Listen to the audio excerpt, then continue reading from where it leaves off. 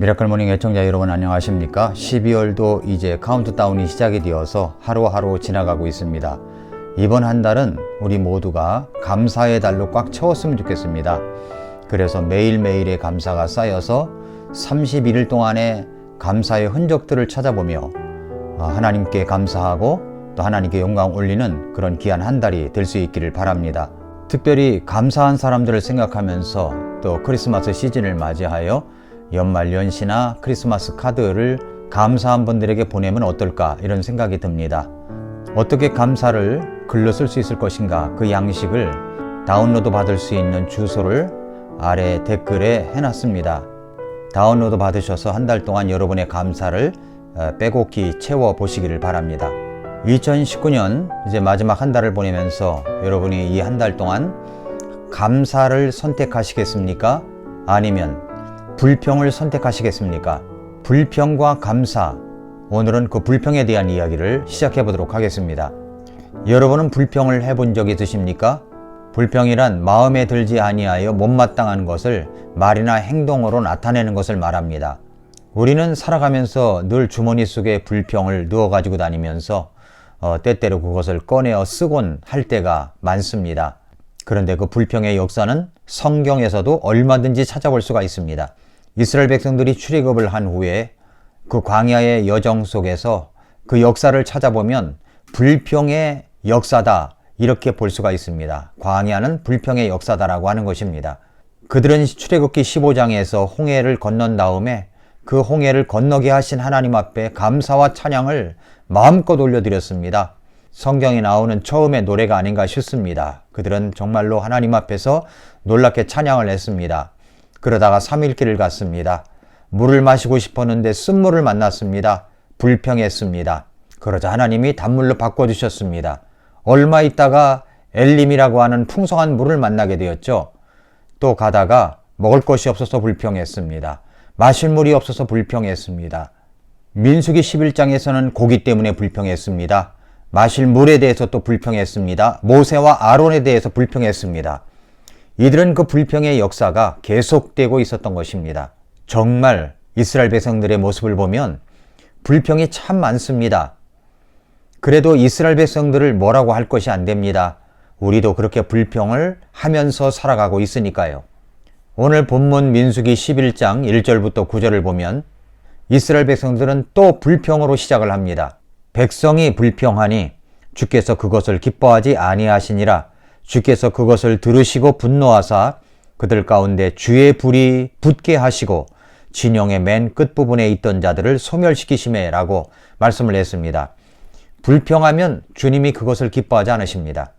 주님께서 기뻐하시지 않은 불평을 그렇게 쏟아내고 있을 때 주님은 분노를 하십니다. 그래서 그들의 거주지였던 텐트에 불이 붙기 시작했습니다.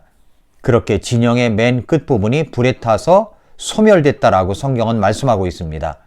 불평을 하면 불이 내려옵니다. 불이 붙습니다. 소멸됩니다. 아마도 자기의 거주지인 텐트가 불에 타고 나서야 그 광야의 추위에 오들오들 떨면서 그제서야 불평이 멈추었을 것입니다. 그리고 그들이 거주할 곳이 있다는 사실이 얼마나 감사했을까요? 여기서 우리가 물어야 될 질문이 있습니다. 불평하다가 불에 타고 나서야 감사하겠습니까? 아니면 알아서 미리 감사하겠습니까? 그렇게 불평하여 불이 붙던 곳에 이름을 지어준 것을 성경에서 볼 수가 있습니다. 이름이 다베라 하고 합니다. 다베라. 그냥 우리식대로 해석한다면 다베라라는 말은 다 베렸다는 말이지도 모르겠다는 생각이 듭니다. 불평을 하다가 다 베렸구나 라는 것이죠. 그런 일이 있고 난지 그 다음 날이 되었습니다. 그러면 불평을 멈춰야 되는 것이 아닙니까? 그런데 이스라엘 백성들은 또 불평하는 일이 벌어졌습니다. 무엇 때문에 그러는 것일까? 성경을 봤더니 섞여 사는 무리들 때문이었다라고 이야기를 합니다.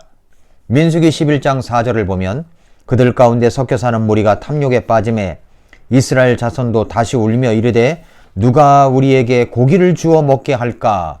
라고 이야기를 합니다. 그들은 먹을 것, 고기 문제 때문에 불평을 해대기 시작합니다. 5절에 보면 불평 리스트가 나와 있습니다. 우리가 이집트에서 마음대로 먹던 물고기와 오이와 수박과 부추와 양파와 마늘을 우리가 기억하거니와 이제는 우리의 혼이 메마르고 이 만나 외에는 우리 눈앞에 아무것도 없도다 하니라 라고 그렇게 이야기를 합니다. 여기 섞여 사는 무리가 누구입니까? 이들은 출애굽기 12장에서 출애굽을 할 때 이방인들 가운데서 이스라엘 쪽에 붙어 있는 사람들이 있었습니다. 그런데 이들이 이스라엘 백성에게 악영향을 끼치기 시작했습니다. 그들은 탐욕을 품었습니다. 그리고 불평을 해댑니다. 그러자 말씀 그대로 이야기한다면 이스라엘 백성들이 다시 울며 라고 이야기를 했습니다. 세상을 살아가면서 힘들고 어려워도 어려운 일이 있다고 할지라도 불평보다는 오히려 감사를 가르쳐야 될 이스라엘 백성들이 오히려 세상 사람들에게 영향을 받아서 똑같이 불평을 하며 악평을 하고 있는 모습을 오늘 본문에서 볼 수가 있습니다. 다베라 사건이 어저께 일어났는데 아직도 정신을 차리지 못하고 불평을 하고 있는 것입니다. 불평이라고 하는 것은 고질병처럼 우리에게 늘 따라 붙어 다니고 있습니다. 누군가 우리 중에 한 명이라도 불평을 해대면 그것이 전염이 되어서 똑같이 우리 속에 도사리고 있던 불평들이 터져 나옵니다. 그러니까 12명의 정탐꾼이 가데스바네아에서 가나안 땅을 탐지하고 왔을 때 10명이라는 사람들이 불평을 했던 거 아닙니까? 악평을 한 것이 아닙니까? 우리 가운데 12명 소그룹이 있다고 합시다. 그 중에 한 명이라도 불평을 해대면 10명이 동조를 합니다. 2명만이 긍정적인 사람이 될 수 있는 그런 확률이 있다는 것입니다. 그렇다면 이스라엘 백성들이 왜 불평과 원망을 하고 있는 것입니까? 왜 불평이 앞서서 나오는 것일까요? 그 이유가 있습니다. 첫째로 과거의 은혜를 망각했기 때문입니다. 이스라엘 백성들이 지금 어떤 사람들입니까? 이스라엘 백성들이 이집트에서 노예 생활을 하고 있는 사람들을 젖과 꿀이 흐르는 땅인 가나안 땅을 향하여 이끌어내시겠다고 출애굽시킨 민족입니다. 그래서 하나님이 이집트에 10가지 재앙을 내리시면서까지도 또 장자의 죽음이라고 하는 그런 마지막 재앙까지 내리시면서까지도 그들을 이끌어내셨습니다. 그리고 이스라엘 백성들이 출애굽을 시키자마자 이집트 사람들이 전차 부대가 동원돼서 그들을 잡으려고 쫓아왔을 때 하나님께서 홍해 바다를 가르시고 이스라엘 백성들을 육지처럼 걷게 하시고 육지처럼 지나가게 하신 놀라운 사건도 있었습니다. 때로는 마실 물이 없다고 해서 물을 내시고 반석을 쳐서 물을 내시고 그리고 하늘에서 만나를 내려서 만나를 먹게 하신 그런 민족이었습니다. 그런 과거의 은혜를 망각하고 이스라엘 백성들이 불평을 하고 있는 것입니다. 왜 우리가 불평을 합니까? 불평을 하는 사람들 대부분 보면은 감사할 줄을 모릅니다. 왜냐하면 과거의 은혜를 망각했기 때문에 그렇습니다. 우리도 마찬가지입니다. 우리가 불평하는 이유가 무엇입니까? 과거의 은혜, 나 같은 죄인을 살려주시고 구원해 주신 은혜, 지금까지 지내온 것 주님의 크신 은혜라고 하는 그 과거의 은혜를 망각하면 우리도 여지없이 세상 사람들과 똑같이 이스라엘 백성들처럼 똑같이 불평을 할 수밖에 없습니다. 과거의 은혜를 망각했기 때문입니다. 둘째로 현재의 축복을 망각했기 때문입니다. 이들은 지금 매일처럼 미라클이 일어나고 있는 사람들입니다. 왜냐하면 하늘에서 이슬 같은 것이 내려가지고 그것이 지면에 깔려 있는데 그것을 거두어 드리기만 하면 일용할 양식이 되는 것입니다. 이런 기적이 세상에 어디 있겠습니까? 만나야말로 얼마나 귀중한 음식입니까? 출애굽기 16장 31절에서 이스라엘의 집이 그것의 이름을 만나라 하였는데 그것은 고수풀 씨같이 희고 그것의 맛은 꿀로 만든 과자 같았더라 라고 이야기를 하고 있습니다. 그것을 40년 동안 먹었으니 배고플 일이 없었습니다. 그 많은 사람들이 음식 걱정을 해봤겠습니까? 아니면 음식을 먹고 나서 설거지를 해봤겠습니까?